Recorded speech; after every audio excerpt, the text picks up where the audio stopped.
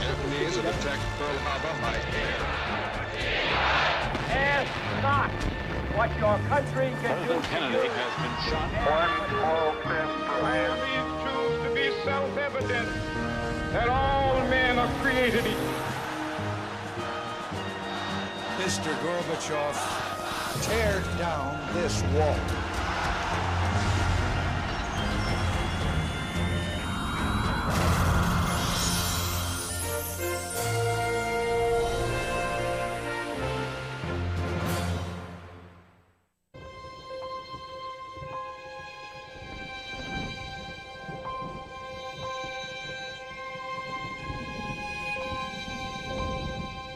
I was 11 years old, but how well I remember it.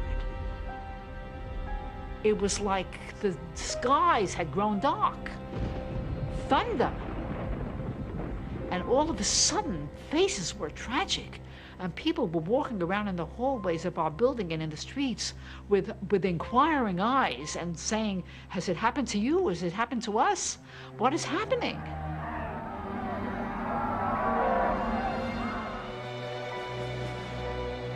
The collapse of the New York Stock Exchange in 1929 was only the most visible sign of a massive economic crisis, a crisis that spread quickly from Wall Street to Main Street.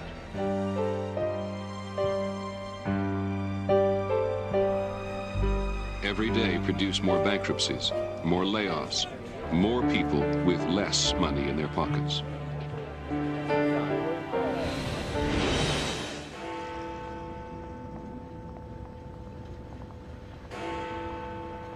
In time, the Great Depression spread like a virus far beyond American borders. Hunger marches, signs of the political times.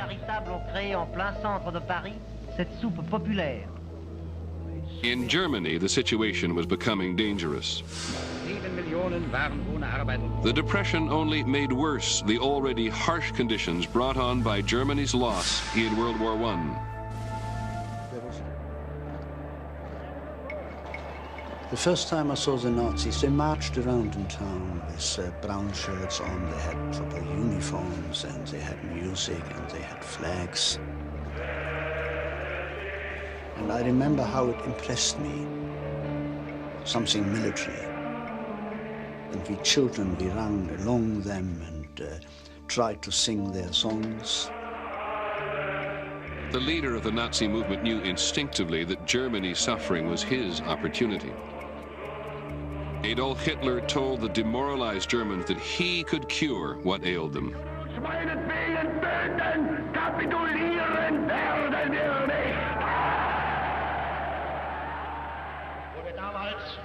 His speeches, they were rousing. He started always off quietly. And he talked about ordinary things, and then he worked himself up,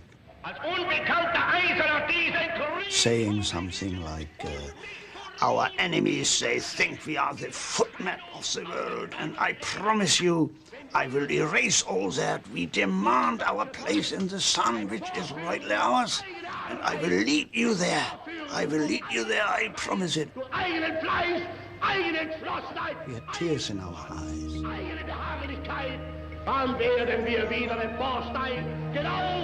In 1932, Hitler's rapidly growing Nazi party took 37% of the vote in parliamentary elections. Though not a majority, he had outpolled all the other parties. Hitler used his new strength to seize the chancellorship of Germany and destroy opposition to his rule. On January 30th, 1933, his followers celebrated his ascension to power with a torchlight victory parade through Berlin. Propelled by hard times, the Nazi era had begun. And there was this atmosphere of irreality almost. It's almost black magic. Hitler was able to arouse the masses in such a way that they forgot reason. But he had charisma, no doubt about that. And he promised the people that they would get work. People were desperate, you see. People being desperate, they will run after a man like Hitler. Es rund 1,2 Millionen zurückgegangen.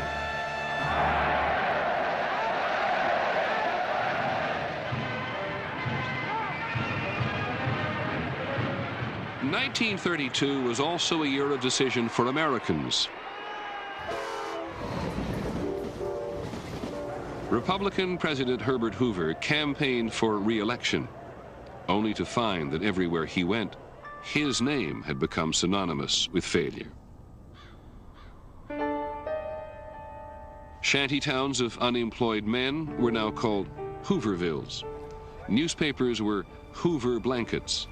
Empty pockets, Hoover flags. The very first task of this country is to see that no man, woman, or child shall go hungry. It was said of Hoover that even dogs took an instinctive dislike to him. We have yet to go a long ways into capture. And in the 1932 campaign, one man wired him, vote for Roosevelt and make it unanimous. Strategy which we have established is California, cast 44 votes for Franklin D. Roosevelt. New York Governor Franklin Roosevelt was the Democratic Party candidate. He had been struck by polio in 1921. He was known more for his charm than his accomplishments. Most people were not sure what he meant when he promised a new deal to the American people. Friends, the time has come. Neither was he. But Roosevelt appeared optimistic, confident, and he wasn't Herbert Hoover. Our campaign slogan, Sissy. Happy days are here again. Good, that's right. Roosevelt won in the greatest electoral landslide America had ever seen. And he faced perhaps the greatest challenge ever presented to an American leader. The 4 million unemployed of 1930 had turned into 16 million by 1933, 25% of the American workforce. I mean, the American economy was in free fall. Economists disagree to some extent on this, but we could have lost everything in 1933. It was that bad. I, Franklin Delano Roosevelt. On Inauguration Day, nearly 100,000 people braved a cold March morning to hear what the new president would do. This great nation will endure as it has endured. Let me assert that magnificent resonance coming out. The only thing we have to fear is fear itself. We have nothing to fear but fear itself, and everybody would look at each other, they'd nod their head. Let us unite. And when he'd say, my friends, everybody could feel he was talking to him. That was one of his friends, that was one of his people. And me, a little black boy, down in Georgia, hearing that voice over the radio, you know, I felt it. It wasn't that he told it to Daddy and Daddy told it to me, or told it to Mama and me. No, he was talking to little Ossie sitting there listening to him. He could, through the magic of his voice and radio, reach out and involve you in the great adventure of making America work again. Roosevelt moved decisively to restore confidence in the country's financial system. In one daring move, he closed the nation's banks and ordered the Treasury to rush them $2 billion in new currency. Let me make it clear that the banks will take care of all needs. The reaction was to his closing of the bank, thank God, somebody has come in and had done something. When the banks reopened, deposits easily exceeded withdrawals. Rescuing the banks was only the beginning. In his first 100 days in the White House, Roosevelt moved at a breathtaking pace, regulating business, helping farmers, pumping new money into the economy. It was the most massive intervention in the lives of the American people the country had ever known. Roosevelt put people on the government payroll when private business didn't hire them fast enough. The wild boys of the road became part of the Civilian Conservation Corps, planting trees and building roads across America. They shipped us out to the bottom of Grand Canyon. We'd build trails, you know, for people coming in sightseeing. We got $5 a month, and they sent 25 home for your family to live on. And here's was the federal government stepping in to help people. It may not have been enough. In some cases, it didn't help, but somebody was trying. And one had that feeling that maybe it was going to work.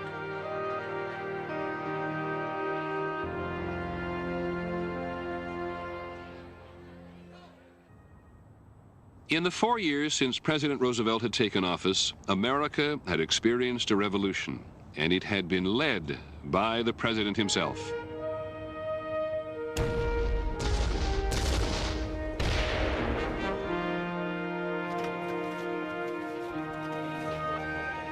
The New Deal programs of the Depression era transformed the country's landscape. One project alone, the Tennessee Valley Authority, built dams, brought electricity, ended floods, and lifted families out of poverty in 7 states.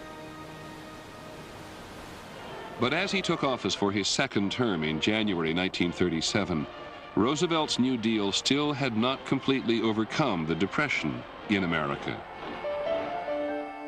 By 1937, the Depression in Germany was over. Adolf Hitler had kept his promise to give the people work. Unemployed people disappeared practically overnight. The secret of Germany's new prosperity was rearmament. There were plenty of jobs making powerful new weapons and building a highway system as much for tanks as for cars. The first step came in March of 1936 when German troops marched unopposed into the Rhineland to reoccupy territory lost to France after the First World War.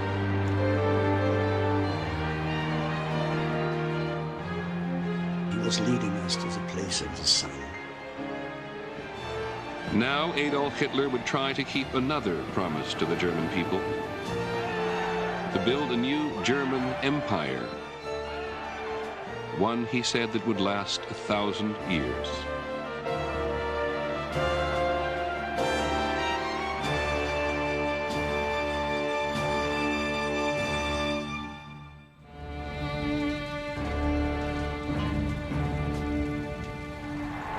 Meine Kommilitonen, deutsche Männer und Frauen, das Zeitalter eines überspitzten jüdischen Intellektualismus ist nun zu Ende. Only 4 months after Hitler came to power, bonfires burned in the streets of German cities. The flames were fed with books by Thomas Mann, Albert Einstein, Helen Keller, Sigmund Freud, and other authors who were deemed subversive to the German people. Hier singt die geistige Grundlage der Novemberrepublik zu Boden. Democracy in Germany was dead. Aber aus diesen Trümmern Hitler's own book, Mein Kampf, My Struggle, was now the blueprint for Germany's future. In the new Germany, Nazi party thugs, the paramilitary brown shirts, would patrol the streets to root out and arrest anyone who stood in Hitler's way. Thousands of political opponents were sent to hundreds of concentration camps. The first was near the German village of Dachau. In the new Germany, everyone was classified by race. In the new Germany, only those who Hitler considered perfect, the purest members of the Aryan race, were welcome.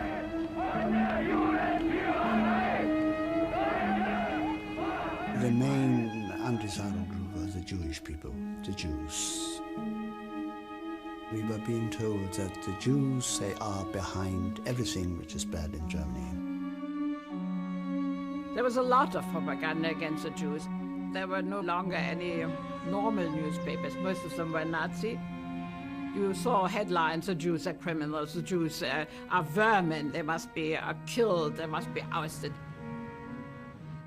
Hitler had declared in Mein Kampf that Jews weakened the German master race. Well, of course, we talked about race in school, and the superior races, the non-superior, the degenerate races. And the teacher had some calipers to measure the width of your eyes and your nose and so on, the head. Hitler had made his vision for his people a reality, and he planned to force that vision far beyond Germany's borders.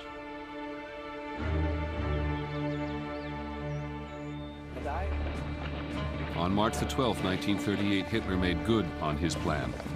Americans heard it first from NBC's Max Jordan. Ladies and gentlemen, at the Austrian frontier town of Linz, an endless stream of German soldiers is pouring into Austria. It was astonishing. The takeover of a country broadcast live on radio. The cheers are for Chancellor Adolf Hitler, returning to his homeland for the first time in almost 25 years. September the 12th, 1938. The entire civilized world, as a CBS broadcast put it, was anxiously waiting to hear Hitler's next threat. It came in an unprecedented live broadcast from the Nazi Party Congress in Nuremberg. Hitler demanded that the Sudetenland, a region of Czechoslovakia inhabited mostly by German-speaking people, become a part of Germany.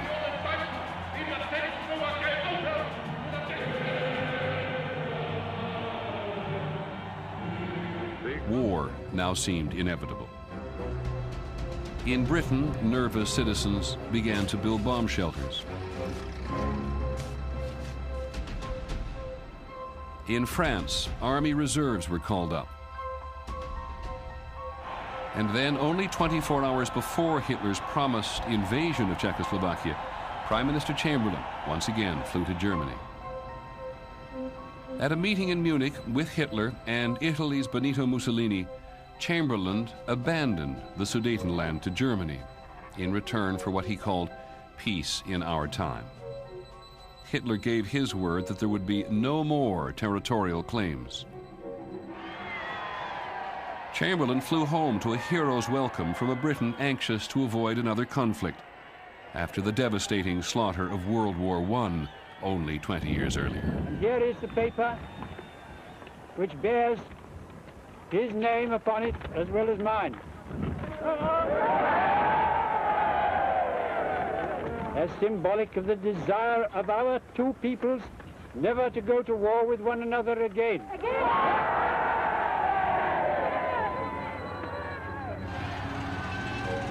Chamberlain got what he thought was peace. Hitler got the Sudetenland. On the night of November the 10th, 1938. Kristallnacht. I saw the synagogue in flames. People came from all over. The fire department came. They did not make one effort to put out the flames. Kids were laughing, kids were having fun. I heard, "Kill the Jews, kill the Jews." For 24 hours, Nazi stormtroopers rampaged through Germany and Austria, destroying synagogues and shops. The night of broken glass, in German, Kristallnacht. Scores of people were killed, more than 20,000 arrested. It was now clear there was no future for Jews in Germany. For the first time in America, it broke through a certain part of the awareness that something horrible was happening in Hitler's Germany. Suddenly, the world of tomorrow had lost its bright promise. And here is the United Press flash from Warsaw, which says officially that German planes have bombed railway stations in 3 Polish towns.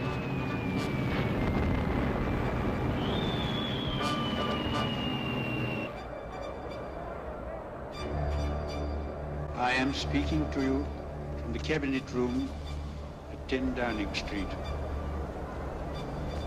This country is at war with Germany.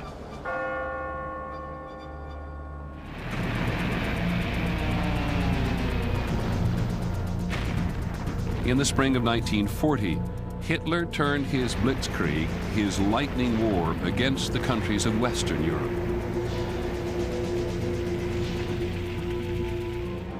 And then France fell in just 6 weeks. On June the 14th, German troops entered Paris.